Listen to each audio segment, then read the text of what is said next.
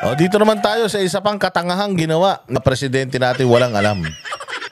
Tayo na inaayos niya yung Philippine at US relations doon sa mga tao na palabas na ng Amerika. Ibig sabihin, mga talunan na, mga natalo sa eleksyon, mga pa-outgoing na, o siya yun ang kinakausap niya. Ito masaklap. Kapag hindi ka inimbita ng incoming president, putsang ina, para maipakita mo sa Pilipinas na hindi ka kawawa, kunyari, friends mo pa din ng Amerika.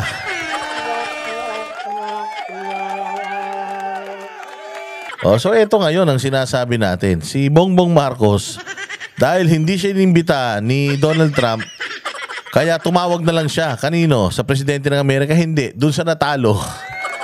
Tayo na, palis ka, Bongbong. Wala kang sinabi. Putya, buti pa kami ni Banat Bay naiimbita sa inaugurasyon ni Donald Trump bilang mga media.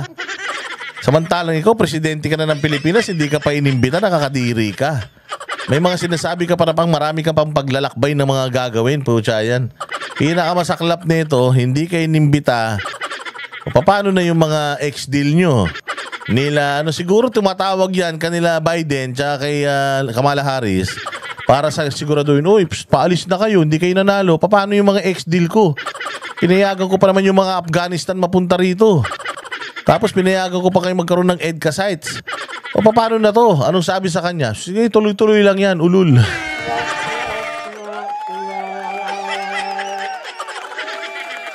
Masabi lang na may connection pa rin sa Amerika ang walang hiya. Hindi sigurado lang nyo, hindi ba nangako kayo sa akin? Hindi nyo pa binibigay, natalo na kayo. So paano na to? Yari ka ngayon, Bongbong.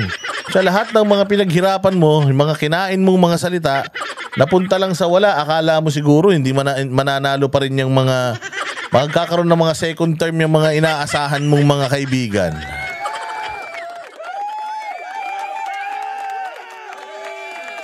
Panis ka kay Banat Bay. Putya si Banat Bay ngayon, inimbita, dinicline. Ako inimbita, dinicline. Sorry, we're busy. We're Banateros. We have a show every night. We have a commitment to our countrymen. To bring good news, to deliver good news, and intelligent reactions to issues. And it's better for us to go and visit our beloved Pastor Apollo Kibuloy than go to the United States and congratulate you. Marami naman pupunta dyan eh, sabi ko. Marami naman pupunta dyan sa Amerika, so okay na yan, sila na lang ang bahala. Okay na kami dito sa Pilipinas. Di ba? Saan ka pa? Anis. So yari ka ngayon, Bongbong. Paano na yung mga yaman mong, yung mga yaman nyo sa Amerika? Yung mga properties nyo sa Amerika? Paano na yan? Pucha yan. Hindi mo kaibigan si Donald Trump. Tapos sinabi mo pa na belligerent si Donald Trump. I'd rather work with Kamala Harris because I think Donald Trump is too belligerent. Wow. Belligerent, out of control, out of the ordinary. Oh yan, nanalo pa. Paano yan? So for the next 4 years, si Donald Trump yung magiging counterpart mo sa Amerika. Paano yan kung hindi kayo bati? So paano na lahat ng mga deals mo with the US? Paano na lahat ng mga ipinangako sa iyo na hindi pa nila dinideliver? Nako po, Bongbong Marcos, medyo palagay ko kaya stress na stress ka. Dahil nawala ang lahat ng pinaghirapan mo. Sige nga, pakinggan nga natin itong walang kwentang balita na to. Suportado ni outgoing US Vice President Kamala Harris ang pagpapatuloy ng pagsunod ng Amerika sa Pilipinas, partikular sa mga issue sa West Philippine Sea. Yan ang pinag-usapan ni Harris at Pangulong Bongbong Marcos sa telepono kagabi ayon sa Presidential Communications Office. Muli raw... Yan ang bobo, no? Ang pinag-usapan nila, issue sa West Philippine Sea. Ang kinakausap niya, yung outgoing Vice President ng Amerika. Hindi ba naman sira ulo to? Parang tanga. Di ba? Putangin na yan. Pinicturean niya pa yung sarili niya. Tangin, nakakala ko naman si Donald Trump ang kausap mo, ngiting-ngiti ka pa, gago. Wala na yung mga kausap mo, mga talunan yun. Palabas na sila, wala na silang kapangyarihan. Ngiting aso ka pa dyan. Tangina, kahit anong follow-up mo doon sa mga ipinangako nila sa'yo, Bongbong, hindi mo na makukuha yun. O alam mo naman niya, katulad mo rin, mambubudol din ang mga yan. Kung mambubudol ka sa Pilipino, binudol ka rin ng mga kausap mo dyan sa Amerika.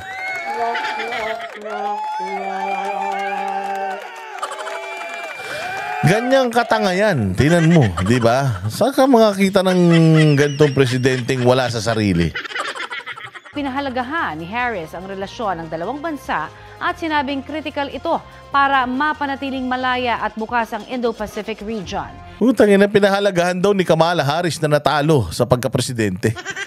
Ano ngayon, kahit si Defenders of the Sun, pahalagahan niya, wala naman siya magagawa dahil normal na tao na lang si Kamala Harris. Hindi na siya vice president, hindi siya presidente. Putangin na niyan, ba't kinakausap mo pa? Wala may tutulong sa iyan, Bongbong Marcos, walang hiya ka. Walang posisyon sa gobyerno yan.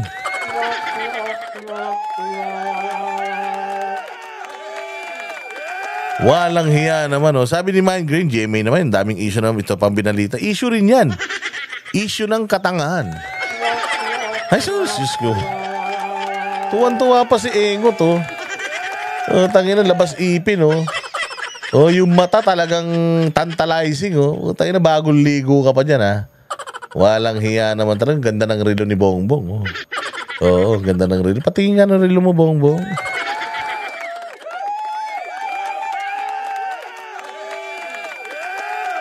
Binigyang halaga rin ni Harris ang pagtatanggol sa international law sa kabila ng mga anyay mga panguudyok ng China sa South China Sea.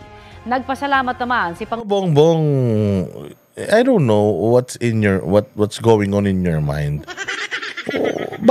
Bakit ka makikipag-usap sa mga irrelevant na tao? Irrelevant meaning wala na silang silbi. Wala na silang kapangyarihan. Wala na silang say. Sabi ko nga sa'yo, kahit magbigti mga yan mamaya, walang magbabago sa gobyerno ng Amerika. Hindi ko maintindihan, Bongbong, ano ba yung tinitira mo kasi? Kung ano man yung tinitira mo, itigil mo na yan, Bongbong. Iba tama mo, matindi. Matindi trip mo, bad trip talaga. Pangulong Marcos sa anyay matibay na partnership ng Pilipinas at ng Amerika. Inimbitahan din ni Pangulong Marcos si Harris na muling bumisita sa Pilipinas. Tangina, pinabisita niya na lang sa Pilipinas. Bisita ka rito. Ito pinabibisita, sisigilin mo personal. Wala na yan. Kung ano yung ipinangako nila sa'yo, Bongbong Marcos, yun lang naman ang tinawag mo sa kanila. Assurance. Kung ano man ang ipinangako nila sa'yo, kung ano man ang ipinangako nila sa'yo, Bongbong, wala. Hindi mo na makukuha yung kahit ano pang gawin mo. Kahit umiyak ka ng bato. Kahit tumae ka ng bubog. Wala na yun.